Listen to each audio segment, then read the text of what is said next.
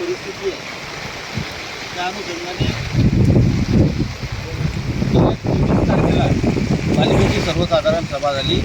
त्यामध्ये मी प्रकर्षाने ही समस्या मांडली होती की या गाव नाल्यामध्ये पताळगंगा नदीच्या पात्रात सर्रासपणे येथील व्यावसायिक असतील, हॉटेल चालक असतील, हे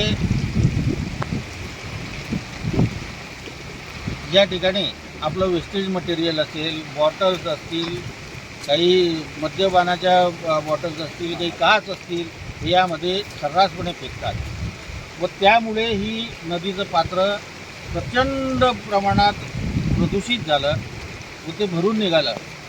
या कारणास्तव शहराचा पाणी निचऱ्याचा विषय हा गंभीर होऊ शकतो।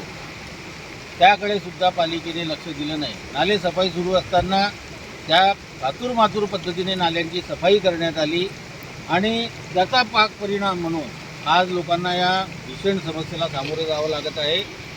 संपूर्ण शहराच्या चौफेर वाहणारे नाले या पद्धतीने दुथडी वाहत आहे आणि शहराला पाण्याचा वेढा पडलेला आहे। पालिका प्रशासनाला वेळीच जाग आली असती तर आज ही परिस्थिती उद्भवली नसती। यासह प्रचंड मोठा विषय म्हणजे गावाच्या पेशीवर असलेली नाले हे नगरपालिकेने सरसकट येणे करून दिली। त्या संदर्भात सुद्धा तिथल्या रहिवाशांचा, शहरवासियांचा गेल्या 2 वर्षापासून लढा सुरू आहे। मी गेल्या 6 महिन्यापासून त्याचा पाठपुरावा करत असून जिल्हाधिकाऱ्यांपासून ते नगरपालिकेच्या मुख्याधिकाऱ्यांपर्यंत, जिल्हाधिकारी महोदयांच्या, प्रांताधिकाऱ्यांच्या, तहसीलदारांच्या व नगर परिषदेच्या मुख्याधिकाऱ्यांच्या वारंवार ही बाब लेखी स्वरूपात व सचित्र निदर्शनास आणली। त्या नाले बंद झाल्यामुळे त्या नाल्याच्या नालीमध्ये रूपांतर केलं।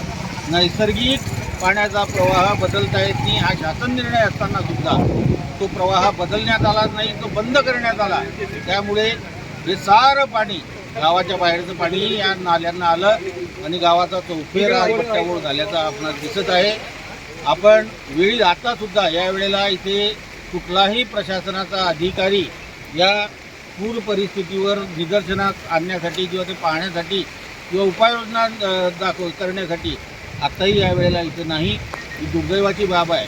शहरवासीय 1-1 मिनिटाप्रती फोन करून आपापल्या समस्या पदाधिकाऱ्यांकडे मांडत आहे, मात्र पदाधिकाऱ्यांनी आता या समस्या मांडायच्या कुणाकडे हा मोठा इच्छा प्रश्न आहे।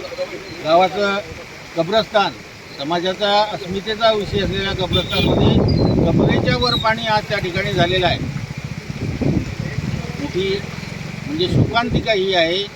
सारी देवस्थानं, खंडराव मंदिर देवस्थान याच्या म्हणजे संपूर्ण पायरी आणि मोठा बाजार परिसर हा पूर्णपणे पाण्यामध्ये व्यापला गेलेला आहे। वेळी जाता तरी प्रशासनाने जाग घेऊन, पुढील दखल घेऊन या बेशिस्त कार्यवाहीला कुठेतरी आळा घालावा व शहरवासियांचे जनजीवन सुखमय कसं करता येईल यासाठी प्रयत्न करावे अशी माझी अजूनही हात जोडून प्रशासनाला विनंती आहे।